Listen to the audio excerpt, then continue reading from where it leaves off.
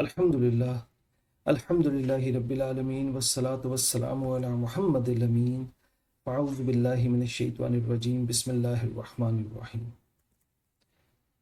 پچھلی ویڈیو میں ہم نے آیت نمبر 66 کا مطالعہ کیا، فجعلناہا، اور یہ وہی واقعہ ہے ہفتے کے دن کی خلاف ورزی کا۔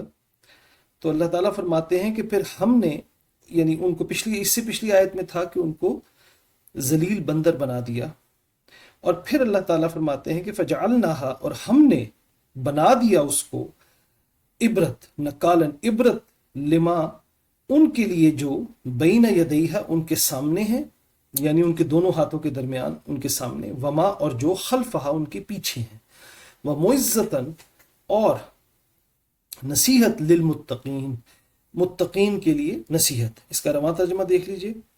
بس ہم نے ان کو اگلے پچھلے لوگوں کے لیے عبرت اور ڈرنے والوں کے لیے نصیحت بنا دیا۔ آج اگلی آیت کی طرف چلتے ہیں، آیت نمبر 67۔ اس سے پھر ایک نئی بات کی طرف اشارہ، ایک نئے واقعے کی طرف اشارہ۔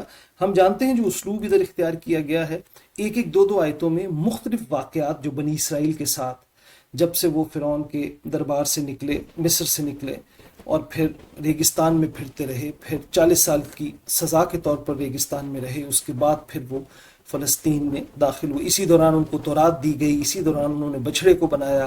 تو وہ تمام واقعات جو اس سارے سفر کے دوران ہوئے، ان کی طرف ایک ایک دو آیات میں، ایک ایک دو جملوں میں اشارہ کیا جا رہا ہے۔ تو یہاں سے اب ایک اور بات کی طرف اشارہ ہے، وَإِذْ قَالَ مُوسَىٰ لِقَوْمِهِ إِنَّ اللَّهَ يَأْمُرُكُمْ أَن تَذْبَحُوا بَقَرَةً۔ یہ گائیں ذبح کرنے کا ایک حکم دیا گیا تھا، اور کچھ آیات کے بعد آ جائے گا کہ اس کی وجہ کیا تھی، لیکن ہم فی الحال اس کو پڑھتے ہیں، اور جب وہ مقام آئے گا تو پھر اس کو تفصیل سے دیکھیں گے۔ وا، اور، از، جب، قالا، قالا کا مطلب کہا، اس نے کہا، موسیٰ، یعنی موسیٰ نے کہا، اور جب موسیٰ نے کہا، لی، کے لیے، کو، قوم، یہ وہی اردو والا قوم ہے جو ہم استعمال کرتے ہیں، اور ہی جو ہے یہ ضمیر ہے، یعنی اس کی قوم، یہ تھرڈ پرسن غائب کی ضمیر ہے، غائب تھرڈ پرسن، یہ جو ہو ہے یہ یہاں پر استعمال ہوا ہے۔ قومی ہی، اس کی قوم، لی قوم ہی، اس کی قوم کے لیے یا اس کی قوم کو، جب موسیٰ نے اس کی قوم کو کہا، یعنی موسیٰ کی قوم کو، اپنی قوم کو کہا، اور جب موسیٰ علیہ السلام نے اپنی قوم کو کہا، اپنی قوم سے کہا، ان اللہ، انا، بے شک، یقیناً، اللہ، اللہ، بے شک اللہ، یامروکم، اس میں جو یا ہے یہ شروع میں مضارع کی علامت ہے، مطلب بات پریزنٹ اور فیوچر میں مفہوم اس کا لیں گے، اور اس کا مطلب ہے وہ، اسے، یعنی ان اللہ، کہ بے شک اللہ، وہ، یعنی اللہ ہی۔ آگے لفظ ہے امر کا، امر کا مطلب ہوتا ہے حکم دینا، کوئی معاملہ کرنا، کوئی حکم دینا، کسی چیز کو طے کرنا۔ تو یامرو کا مطلب ہوگا وہ حکم دیتا ہے، یعنی اللہ حکم دیتا ہے۔ یہ جو یا ضمیر ہے تھرڈ پرسن کی ضمیر ہے، اور وہ تھرڈ پرسن کون ہے؟ وہ اللہ تعالیٰ۔ اس لفظ کے لیے تھرڈ پرسن یہ اللہ کی طرف ضمیر لوٹ رہی ہے۔ ان اللہ، کے بے شک اللہ، وہ حکم دیتا ہے، یامرو، وہ حکم دیتا ہے، کم، کم سامنے والے کے لیے، مخاطب کے لیے ضمیر ہے، یہ ہم دیکھ چکے ہیں۔ یہ جو کاف ہے اس کا پلورل ہوتا ہے کم، کم، اللہ تعالیٰ تمہیں حکم دیتا ہے۔ یہ اللہ تعالیٰ، حضرت موسیٰ اپنی قوم کو کہہ رہے ہیں کہ اللہ تعالیٰ تمہیں حکم دیتا ہے، ان کا مطلب ہوتا ہے کہ تذبحو، یہ تا جو ہے یہ بھی مضارع ہے، یہ والا مضارع تھا جس کا مطلب تھا وہ، اسے، اور یہ جو مضارع اس کا مطلب ہے تم، تمہیں، تمہارا۔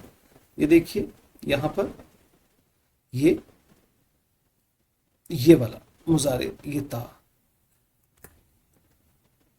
کہ اللہ تعالیٰ حکم دیتا ہے کہ تم، آگے یہ ذبح کا کلمہ ہے، یہ بھی ہم اردو میں استعمال کرتے ہیں، اور واو الف جو ہے وہ جمع کی علامت، یعنی تذبحو کا مطلب ہوگا کہ تم ذبح کرو، یعنی سب کو کہا جا رہا ہے کہ تم ذبح کرو، مل کر ذبح کرو۔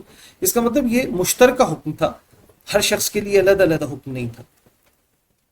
ان تذبحوا بقرۃ، کہ اللہ تمہیں حکم دیتا ہے کہ تم ایک گائیں ذبح کرو۔ بقرہ اس کا مطلب عربی میں گائے ہوتا ہے۔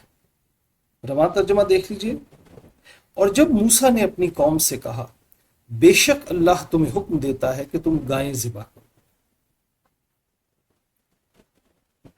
قالو، قالا کا مطلب وہی کہا، اور واو الف جمع کی علامت، تو انہوں نے کہا، یعنی اب وہ جواب دے رہے ہیں حضرت موسیٰ کو اس بات پر. جب حضرت موسیٰ نے یہ اللہ تعالیٰ کا حکم ان کو پڑھ کر سنایا تو اب وہ جواب دے رہے ہیں. قالو، انہوں نے کہا، یہ جب شروع میں آ جائے لفظ کے، اس کے دو تین استعمالات ہیں. ان میں سے ایک استعمال یہ ہے کہ اس کا مطلب ہوتا ہے کیا، یعنی کوشچن کرنا مقصد ہوتا ہے اس کا.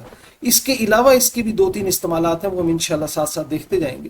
لیکن ایک استعمال جو ہم پہلے بھی دو تین دفعہ دیکھ چکے ہیں، اس کا مطلب ہوتا ہے کوشچن کرنا. تتخذنا، اس میں پہلا تو تا ہے جس کا مطلب وہی مضارع، تم، تمہیں، تمہارا. ابھی ہم نے تسبحو میں جو دیکھا یہ وہی ہے کہ کیا تم. اب یہ وہ لوگ کہہ رہے ہیں حضرت موسیٰ کو. یہاں پر تو تا میں وہ لوگ تھے سامنے والے جب حضرت موسیٰ بول رہے تھے، اور یہاں پہ وہ لوگ بول رہے ہیں تو حضرت موسیٰ سامنے ہیں. یہ سامنے والے مخاطب کے لیے ہے تو وہ بول رہے ہیں، تو یہاں پہ وہ حضرت موسیٰ کو کہہ رہے ہیں کہ کیا تم. آگے جو کلمہ ہے وہ ہے اتخذ. اتخذ کا مطلب ہوتا ہے بنانا کسی چیز کو. جیسے اخذ کرنے کا مطلب ہوتا ہے پکڑنا، یہ ہم کلمہ پہلے دیکھ چکے ہیں. لیکن جب اتخذ ہوتا ہے تو کسی چیز کو بنانا. تو کسی چیز کو، جیسے آگے یہ لفظ آئے گا اس سے ہمیں اس کا مطلب مزید واضح ہو جائے گا. اتخذ بنانا، اور آگے نا ضمیر ہم، ہمیں، ہمارا، یہ فرسٹ پرسن کے لیے یعنی پلورل کی طرف سے. اکثر اللہ تعالیٰ کی طرف سے بھی یہ استعمال کی جاتی ہے، اس میں صرف اللہ کی ذات مقصود ہوتی ہے. لیکن جب ایک گروہ بات کر رہا ہے تو obviously وہ پلورل کی بات ہو رہی ہے. ہم، ہمیں، ہمارا کا مطلب ایک سے زیادہ لوگ کہہ رہے ہیں کہ کیا تم بناتے ہو ہمیں تتخذنا، کیا تم ہمیں بناتے ہو حضوا. حضو کا مطلب ہوتا ہے مذاق.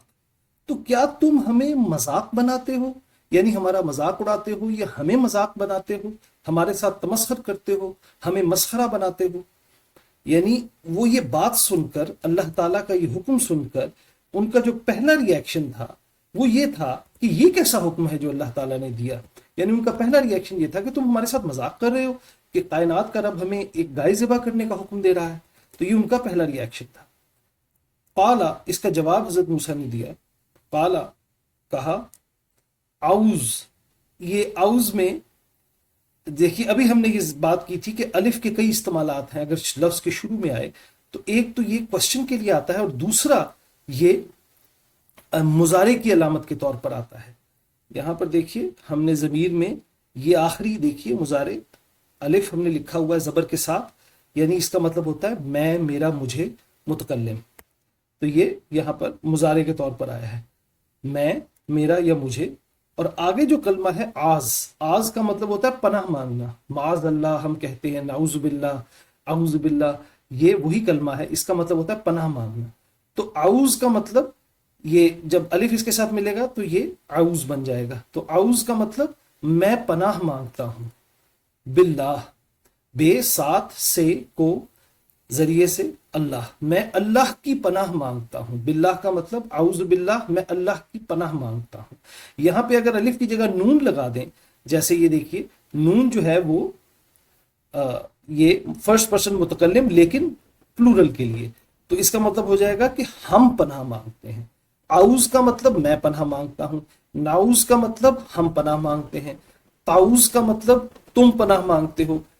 اعوذ باللہ، میں پناہ مانگتا ہوں. حضرت موسیٰ نے یہ جواب دیا کہ میں پناہ مانگتا ہوں، کہ میں مذاق کیوں کروں گا، میں پناہ مانگتا ہوں ان کے اکونا، یہ پھر وہی الف وہی مضارع کہ میں، میرا، مجھے، اور یہ کانا کا لفظ اس کا مطلب ہونا، کہ میں ہو جاؤں، اکونا میں ہو جاؤں، من سے الجاہلین. الف لام بولنے اور سننے والے کو پتا ہے کہ کس قسم کے جاہلوں کی بات ہو رہی ہے. یعنی وہ جو اللہ پر، اللہ کی طرف سے اللہ کو ریپرزینٹ کرتے ہوئے جھوٹ بولیں، اس طرح کے جاہلوں کی بات ہو رہی ہے. الجاہل یہ ہم اردو میں بھی استعمال کرتے ہیں، اور یانون جمع کی علامت. تو جاہلین، من الجاہلین، کے جاہلوں میں سے. یعنی میں پناہ مانگتا ہوں کہ میں جاہلوں میں سے ہو جاؤں، یعنی میں ایسے جاہلوں میں سے ہو جاؤں جو اللہ کی طرف سے جھوٹ بولیں. تو میں ایسے جاہلوں میں سے ہو جاؤں، میں اس سے پناہ مانگتا ہوں. یعنی حضرت موسیٰ نے جواب دیا کہ یہ میری بنائی ہوئی بات نہیں ہے، میرا کیا ہوا مذاق نہیں ہے، یہ واقعی اللہ تعالیٰ نے مجھے کہا ہے، اور میں جاہلوں میں سے ہو جاؤں اگر میں اس طرح کی بات کروں. رواں ترجمہ دیکھ لیجئے.